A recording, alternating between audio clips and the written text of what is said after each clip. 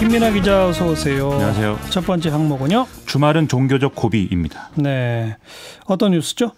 일부 교회들이 실내 예배를 열겠다고 한 거에 대해서 문재인 대통령이 직접 우려를 표명을 했는데요. 많은 교회들이 협조하고 있지만 여전히 예배를 열겠다는 교회들이 적지 않아 걱정이라면서 종교 집회에 대해서 박원순 서울시장과 이재명 경기지사가 취하는 조치를 적극 지지한다 이렇게 얘기를 했습니다.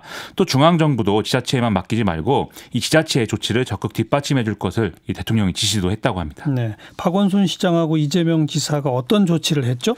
지금 서울시와 경기도는 예배 관련 예방 가이드라인을 만들어 놓은 상태인데요. 교회 입장하기 전에 발열, 기침 등의 코로나 관련 증상 유무를 확인을 하고 마스크도 착용하고 그리고 손 소독제를 비치하고 신도 간이 2m 이상 거리를 유지하면서 식사 제공은 금지하는 이런 내용들입니다. 예. 서울시의 경우에 이런 교회들이 이런 가이드라인을 제대로 지키지 않으면 집회 금지 행정명령을 내릴 수밖에 없다 이렇게 얘기를 하고 있고 이 행정명령을 위반할 경우에 물리력을 동원할 것이다라고 경고를 하고 있습니다.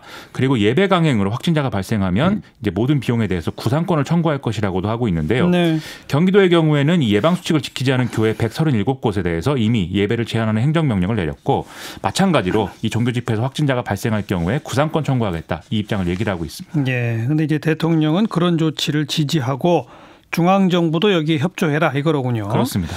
기독교만 쭉 얘기하는데 불교는 지금 어때요? 이 조계종은 오늘 전국 사찰의 법회를 비롯해서 불교대학의 교육, 각종 모임 등에 대한 전면 중단 조치를 4월 5일까지 연장하기로 했다라고 밝혔습니다. 예. 이 조치는 지난 2월 20일부터 계속되고 있는데 이에 따라서 4월 30일로 예정된 부처님 오신 날의 봉축 법요식 연등회 이것도 다 5월로 미뤄진 상황입니다. 또 조계종도 이제 각 사찰이 취해야 할 코로나19 예방 조치 이런 걸 가이드라인의 형태로 제시를 하고 있는 상황입니다. 네. 그리고 지금 사실 제일 우려되는 거는 외국에서 오는 분들이잖아요. 그렇습니다. 이거 어떻게 하기로 했죠? 정부는 22일 0시부터 유럽에서 들어오는 모든 내외국인을 대상으로 코로나19 진단검사를 실시하기로 했는데요. 유증상자는 검역소 격리시설에서 무증상자는 지정된 임시생활시설에서 검사를 받는데 여기서 양성이 나올 경우에는 중증도에 따라서 병원 또는 생활치료센터로 이동해서 치료를 받는 것으로 한다고 합니다. 그러니까 전원 검사하는 거죠. 그렇습니다. 그 양성 나오면 이제 병원 가는 게 당연하고 음성 나오면요. 검사에서 음성이 나오더라도 내국인과 장기 비자를 받은 장기 체류 외국인은 14일간 자가시설에서 격리가 의무화됐는데요. 거주지가 있다면 집에서 없다면 정부가 마련한 시설에 머물러야 된다는 겁니다. 이 수칙을 어기면 내외국인 모두 국내법을 적용해서 처벌을 하게 되는데 방역 당국의 조치를 충실히 이행하는 경우에는 외국인의 경우에도 이 45만 4,900원 정도의 생활지원비와 하루 최대 13만 원의 유급 휴가비를 지원을 한다고 합니다. 네. 단기 체류 외국인은 그 조치에 해당 안 되나요? 격리는 되지 않는데 체류 기간 동안 자가진단 애플리케이션을 설치해서 본인의 건강 상태를 모바일로 입력, 보고하고 매일 보건당국에 전화를 받도록 하는 능동감시를 적용한다 이렇게 돼 있습니다. 예. 지난 일주일간 유럽에서 들어온 외국인의 67%가 이 장기 비자를 발급받은 장기 체류자이고 나머지는 공무, 투자, 또 취재 목적 이렇게 들어온 단기 체류자라고 하고요. 또 18일 기준 유럽발 입국자 중에 외국인은 10% 정도여서 외국인 시설 격리자 수가 많지 않을 것으로 예상된다는 부연이 있었습니다. 대부분은 유럽에 있다가 한국으로 온 우리 내국인들이겠군요. 그렇습니다. 참 지금 유럽 걱정이죠? 그렇죠. 이번 조치는 현재 유럽 상황이 지난 2월의 중국 상황보다도 더 위험할 수 있다. 이렇게 본 결과라고 봐야 되겠는데요.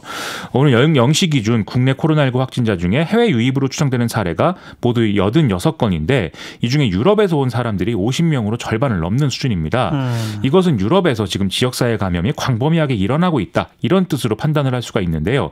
이에 따라서 어제부터 모든 입국자들에게 적용되고 있는 특별 입국 절차만으로는 이 무증상 감염자를 걸어낼 수 없다고 지금 방역당국은 판단하고 있다는 것입니다. 네. 시사회기 두 번째 항목은요. 라임 게이트 대나입니다. 네, 전해주세요. 오늘 조선일보가 라임 자산운용의 배우로 알려진 이 김모 전 스타모빌리티 회장이 여권 인사에게 20억 원의 정치자금을 줬다는 간접 증언이 나왔다 이렇게 보도를 했는데요.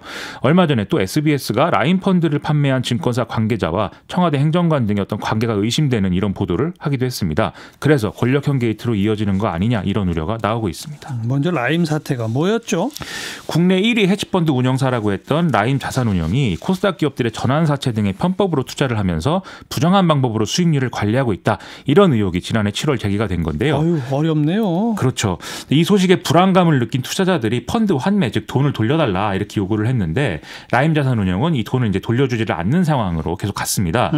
이후에 이 라임 측이 부실 기업과 펀드에 투자를 해왔고 심지어 자기들이 운영하는 펀드들끼리 어떤 돌려막기식 투자를 하면서 뭐 하고 있다 이런 사실까지 알려지게 됐는데요. 예. 그래서 지금 돈을 못 유입으로 받은 피해액은 1조 6천억 원에 달하게 된 상황입니다. 근데 여기 정치권 인사들이 왜 등장해요? 먼저 청와대 인사가 관련된 것은 이 사건에 밀접하게 연관되어 있는 전직 증권사 간부 장모 씨라는 사람이 있는데 이 사람이 돈을 돌려달라고 하는 피해자를 안심시키려고 이제 하는 말이 이제 녹취록을 통해서 나와서 여기에 등장한다는 거거든요. 예. 이 장모 씨는 앞서 사태로 펀드 환매가 안 되는 것에 대해 항의하는 피해자에게 안심해라 이렇게 얘기를 하면서 여러 코스닥 상장사들을 관리하는 회장님이 곧 라임자산운용을 인수를 하고 그러면 돈 문제가 해결되니까 이 돈을 돌려줄 수 있게 될 거다 이렇게 얘기를 했다는 겁니다. 예. 그러면서 금감원 출신의 청와대 행정관이 그동안 라임 관련해서 일어난 각종 문제를 다 해결을 해왔다 이렇게 설명을 했다는 건데요. 또 SBS 후속 보도에 따르면 이 회장님이라고 불리는 사람이 이 청와대 행정관과 룸살롱에서 여러 차례 어울렸다는 증언들도 다수 확보가 됐다 이렇게 얘기를 하고 있습니다. 예. 그리고 이 회장님이라는 사람은 이 김모 전 스타모빌리티 회장인 걸로 지금 추정이 되고 있습니다. 그 청와대는 어느 정부 청와대를 말하는 거예요? 문재인 정부 청와대 얘기하고 있습니다. 또 어떤 보도가 있습니까? 오늘 이제 여권 관련 인사 조선일보 보도 내용은 금융업계 종사자 모 씨가 증권사 출신 모 씨에게 들었다라고 하는 내용인데요. 방금 말씀드린 김모 회장이 지난해 10월 달에 한 자산운용사를 인수하겠다라면서 자신과 막역한 어떤 친노 인사에게 정치자금 20억 원을 제공했고 이 대가로 300억 원을 책임지고 끌어와서 이 자금을 대겠다라고 얘기하는 뭐 그런 내용을 들었다는 겁니다. 예. 이 김 전 회장과 방금 말씀드린 증권사 출신 모 씨는 지난해 3월에 경기도의 한 운수업체를 인수를 했는데 이 두 사람을 연결해 준 것도 앞서 말씀드린 청와대 행정관 김모 씨고 이 사람들은 학연, 지연 이런 것들로 얽혀 있는 사이라고 하거든요. 네. 이 김 전 회장과 증권사 출신 모 씨는 운수업체의 자금 161억 원을 빼돌린 혐의로 수사받던 중에 도피를 하고 있는 이런 상황인데요. 이 기사의 맥락상 이 증권사 출신 모 씨라는 사람은 앞서 SBS 보도에 증권사 간부 장모 씨와 동일인으로 보입니다. 이 기사는 조선일보의 기사죠. 그렇습니다.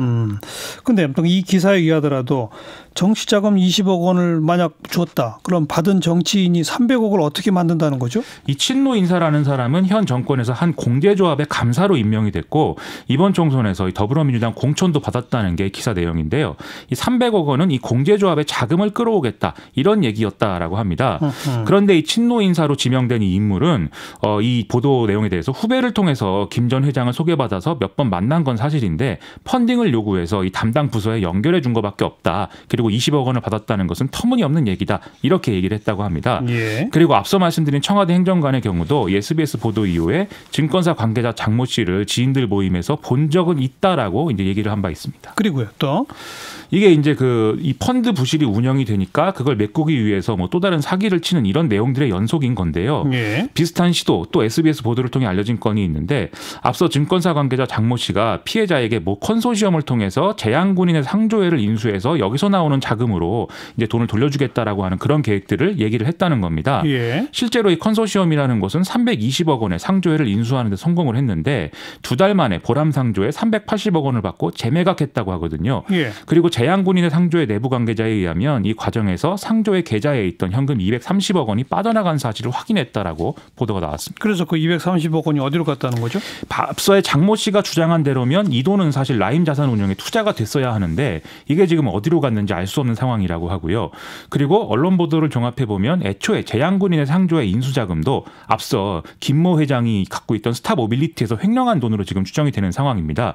즉 투자자들의 돈으로 부실 기업을 인수를 하고 거기서 나온 돈을 다시 라임 관련 회사에 투자하는 어떤 모습을 보이면서 이걸 통해서 투자자들을 안심시키면서 다시 투자를 받는 이런 일들을 반복했다 이런 얘기죠. 네. 지금 이거 검찰이 수사 이미 하고 있는 사안이죠? 그렇습니다. 서울 남부지검이 수사를 하고 있는 상황인데요. 알겠어요. 근데 정치권까지 수사하고 있는지는 아직 확인이 안 됐죠? 그렇습니다. 네. 조금 더 지켜봅시다. 여기까지 수고하셨어요. 고맙습니다. 김민아 기자였어요.